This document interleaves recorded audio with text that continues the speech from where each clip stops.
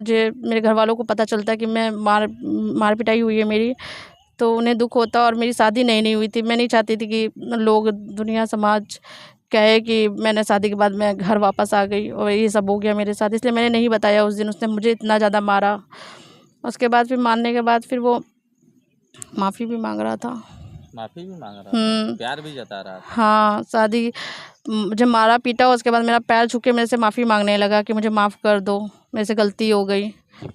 मुझे वो लखनऊ लेके गया शादी करने के बाद, लेकिन शादी करने के बाद लखनऊ लेके गया, लेकिन वो वहाँ पे मतलब मेरे साथ लड़ाई झगड़ा मार पिटाई, मुझे बहुत मारा उसने लखनऊ में। मैंने उससे बस यही रिक्वेस्ट की कि मतलब ड्रिंक किया था करने के लिए। मैडम, बार बार मैं कहना चाहूँगी, देश का फौजी ऐसा नहीं होता है। मुझे बड़ा दुख हो रहा है सब बात सुन के। आए दिन इस तरह के फौजियों पे कलंक लगने लगा। ऐसा नहीं होना चाहिए। कहीं ना कहीं दुख हो रहा है और इसमें सत्यता कितनी है, फिलहाल यह तो जांच का विषय है।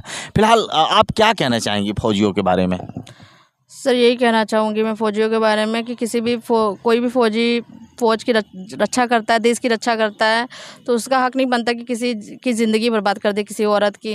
किसी भी फ़ौजी को किसी औरत की ज़िंदगी नहीं ख़राब करनी चाहिए। जिस तरह से याद है आपको? देखा है मैंने, फ़ौजी तो देश की रक्षा करते हैं, लेकिन ये कैसा फौजी जो कह रहा है कि मैं आतंकवादियों के बीच चला जाऊँगा? ये मुझे डरा रहा है कि मैं कहीं इसको छोड़ ना दूँ, इसलिए। लेकिन फौजी तो ऐसा नहीं करता है, सब कुछ छोड़ देता है, लेकिन देश को बर्बाद नहीं होने देता है। नहीं, ऐसे नहीं होते फ़ौजी। वो है कि देश के लिए फ़ौजी अपनी जान तक दे देते हैं, लेकिन ये प्यार का लोभन दे के क्या कर रहा है? जिससे मैंने शादी की वो तो कुछ अलग तरह का फ़ौजी निकला। कैसा निकला? मुझे धोखा दे दिया। मेरे पास एक बच्चा है, बच्चे के साथ धोखा दे दिया मुझे शादी करके। मेरा शोषण किया, मेरे साथ शोषण किया, मेरी ज़िंदगी पूरी तरह से ख़राब कर दी, मेरे बच्चे की ज़िंदगी पूरी तरह से ख़राब कर दी। अभी तक कितनी बार शारीरिक संबंध हो चुका है उसके साथ? सर बहुत बार किया है। शादी हुई है मेरी उसके साथ, शादी से पहले भी किया, शादी के बाद भी किया उसने। और अभी मेरा उससे एक बच्चा है छोटा। बच्चा भी है उससे? हाँ, मेरा एक बच्चा भी है छोटा। बच्चा उसी से है? हाँ, मेरा उसी से बच्चा है, मेरा 5 साल का बच्चा है मेरा। है कोई प्रमाण आपके पास? कह देगा कि मेरा बच्चा नहीं है। सर मैं DNA करा सकती हूँ, मैंने उसके साथ में रही हूँ, मैंने शादी की उसके साथ रही हूँ मैं। तैयार है? और हाँ चेक कराने के लिए तैयार है? हाँ, मैं तैयार हूँ। अगर नहीं निकला तो? निकलेगा। अगर नहीं निकला तो क्या कीजिए? नहीं निकलेगा। कैसे कह सकते हैं? बड़े दावे के साथ कह रहेंगे निकलेगा। हाँ निकलेगा, क्योंकि मुझे पता है ना, मुझे पता है ना मेरा बच्चा है, मैं किसके साथ रही हूँ मुझे पता है ना। मैं अपने पति देशराज के साथ रही हूँ और मुझे पता है कि वही उसका बाप है और वही मेरा पति है। मैं तैयार हूँ, हर चीज़ के लिए मैं तैयार हूँ, मेरे पास सारे प्रूफ हैं। वो रहने वाला कहाँ का है शख्स? सर वो हिमाचल प्रदेश का कांगड़ा डिस्ट्रिक्ट का पालमपुर का बंदला गांव का रहने वाला है। थाना का कुछ? थाना पालमपुर। आप के तरफ से जब प्रेग्नेंट हुई थी तो उस समय वार्ता हो रही थी उससे कि मैं प्रेग्नेंट हो गई हूँ? हाँ सर, मैंने उसको सब कुछ बताया था, फ़ोन पे हमारी बात हो रही थी, मैंने उसको बताया था कि मैं प्रेग्नेंट हूँ। तो उसने कहा तुम मेरे बच्चे का ख्याल रखो, मैं आऊँगा, जल्दी आ जाऊँगा। पर वो बस मुझे टालता गया ऐसे ही फ़ोन पे कि मैं आ जाऊँगा। आता मैं उससे मैंने बहुत रिक्वेस्ट की, आ जाओ आ जाओ आ जाओ। मेरी जब डिलीवरी हुई तब भी वो नहीं आया। मेरा ऑपरेशन से हुआ और वो इंसान नहीं आया। मेरी डिलीवरी पे भी मुझे इतना ज़्यादा मैं दुखी थी कि मेरा दिल, मतलब मैं बयान नहीं कर सकती कि एक औरत को जब ज़रूरत होती है जिस चीज़ की कि उसका बच्चा है, जिस दिन हुआ है उस दिन उसका पति होना चाहिए साथ में, लेकिन मेरा पति नहीं था मेरे साथ में। मैं उस दिन बहुत रो रही थी। मेरा ऑपरेशन हुआ था, सीजर से मेरा बच्चा हुआ था, बड़े ऑपरेशन से। और मैं उस समय मैंने उससे इतनी रिक्वेस्ट की, रो रो के मैंने उससे मतलब रिक्वेस्ट की है कि आ जाओ प्लीज़, आ जाओ आ जाओ। फिर भी वो नहीं आया, बस फ़ोन पे कहता रहा कि मैं आ जाऊँगा, तू चिंता मत कर, मैं आ जाऊँगा, मेरे बच्चे का ख्याल रख तू। और मेरे पास इसकी रिकॉर्डिंग्स भी है सारी, बहुत सारी रिकॉर्डिंग्स है, वीडियो है, फ़ोटोज़ हैं, सब है मेरे पास। किस तरह का वीडियो फुटेज है? सर मेरा वीडियो मेरे साथ जब रहा तब का है, जब शादी के बाद की वीडियो है मेरे पास। वो खुद कह रहा है, उसकी कुछ वीडियो हैं जो वो डोगरा से, मतलब जो उसने अपनी खुद की वर्दी में पहन के मुझसे बोला हुआ है सारी चीज़ें। ऐसा भी है क्या? हाँ मेरे पास है। क्या वो वीडियो को शेयर करना चाहेंगी, चैनल के माध्यम से दिखाना चाहेंगी? हाँ सर, हम दिखाना चाहेंगे, जो भी मेरे पास प्रूफ है हम सारा सब कुछ दिखाना चाहेंगे। किसी का दबाव प्रेशर तो नहीं ना कि नहीं नहीं, मेरे आप ऊपर स्वेच्छा किसी का, हाँ मेरी मर्ज़ी से, मैं अपनी सुरक्षा अनुसार मैं सबको सारे वीडियो फ़ोटोज़ सब दिखाना चाहती हूँ मैं।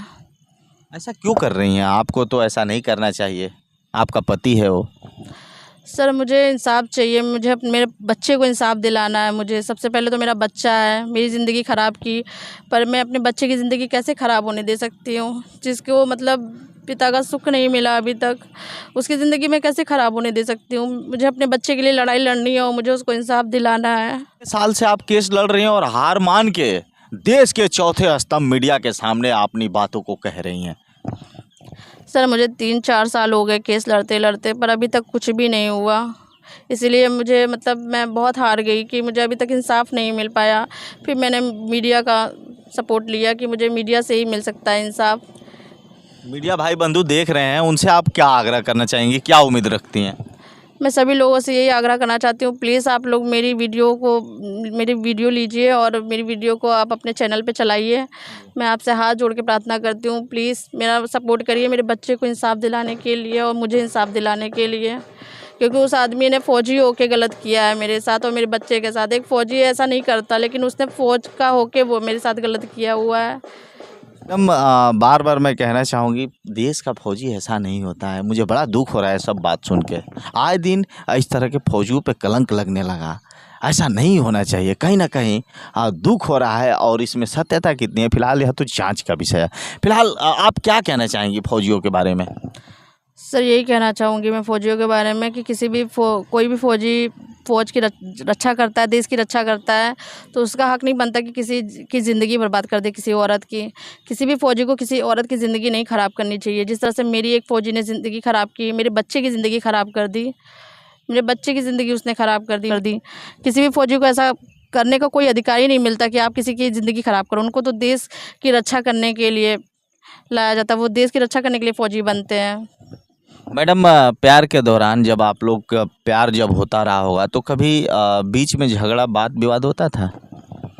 हाँ सर, बातचीत सर शादी से पहले की, शादी के बाद। वो कभी भी आप लोगों में झगड़ा हुआ है कभी? हाँ सर, कभी-कभी झगड़ा हो जाता था हो जाता था। कभी मैं फ़ोन नहीं उठाती थी, तब वो झगड़ा हो जाता था कि फ़ोन क्यों नहीं उठाया मेरा? मैं इतनी देर से फ़ोन कर रहा हूँ। मतलब बस इतना ही बोलते थे और कुछ तो नहीं ना बोलते थे? शादी के बाद तो झगड़ा मेरा बहुत झगड़ा हुआ क्योंकि मुझे शादी करने के बाद वो लखनऊ लेके गया शादी करने के बाद। लेकिन शादी करने के बाद लखनऊ लेके गया, लेकिन वो वहाँ पे मतलब मेरे साथ लड़ाई झगड़ा मार पिटाई, मुझे बहुत मारा उसने लखनऊ में। मैंने उससे बस यही रिक्वेस्ट की कि मतलब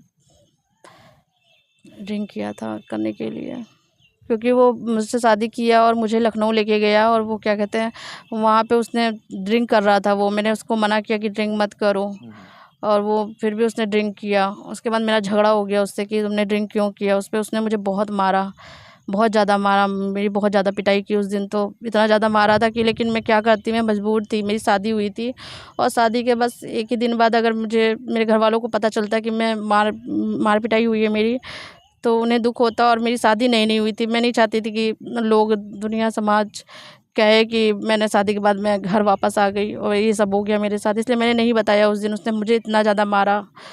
उसके बाद फिर मारने के बाद फिर वो माफ़ी भी मांग रहा था। माफी भी मांग रहा था, प्यार भी जता रहा था। हाँ, मुझे मारा पीटा, उसके बाद मेरा पैर छू के मेरे से माफ़ी मांगने लगा कि मुझे माफ़ कर दो, मेरे से गलती हो गई। उसके बाद फिर वो मुझे वहाँ से लखनऊ से फिर मुझे पंजाब लेके गया, जहाँ उस पोस्टेड था वो गुरदासपुर में पोस्टेड था। फिर वहाँ पे वो किराए पे रूम लेके वहाँ पे मुझे रखा उसने। अंदर तो एंट्री होगी नहीं? नहीं, अंदर वो लेके ही नहीं गया मुझे। अंदर एंट्री होगी भी नहीं, ये है कौन? सर मुझे नहीं पता, लेकिन वो मुझे अंदर नहीं फौज लेके की गया। बहुत गाइडलाइन होती है। मुझे अंदर लेके नहीं गया वो, वहीं किराए के मकान में मुझे रखा। और वहाँ पे भी मैं जिद कर रही थी उससे, मुझे घर लेके चलो तुम। वो मुझे घर ले जाने के लिए मना कर रहा था। मैंने कहा घर लेके चलो, मेरी शादी हुई है तुमसे, मुझे घर लेके चलो, मुझे कुछ नहीं सुनना। वो बोलता कि मेरे माँ बाप अभी राज़ी नहीं है, दूसरी कास्ट में शादी किया है, जब राज़ी हो जाएंगे तब लेके चलूँगा। फिर वो लेके नहीं गया। वहाँ पे भी मेरा झगड़ा हुआ उससे। वहाँ पे भी उसने मुझे मारा, और जब मारा तो बहुत ज़्यादा मारा उसने वहाँ पे भी मुझे। फिर कहाँ भी मारता था? रूम के लोग देखते नहीं थे अगल बगल के लोग? नहीं, रूम के अंदर ही मारा था उसने। नहीं, कोई नहीं कमरा था। बंद करके? हाँ, कमरा बंद था, तब मारा उसने, अंदर ही मुझे मारा। और मैं बहुत रो रही थी। लेकिन जहाँ जिनका रूम लिया था वो आंटी का घर थोड़ा दूर पे था, उनका रूम थोड़ा दूर पे था, तो उनको नहीं पता चला उस बारे में। लेकिन उसने मुझे उस दिन भी बहुत मार पिटाई की थी। फिर वहाँ से वो मुझे जहाँ पे उसका घर था पालमपुर, वहाँ लेके गया।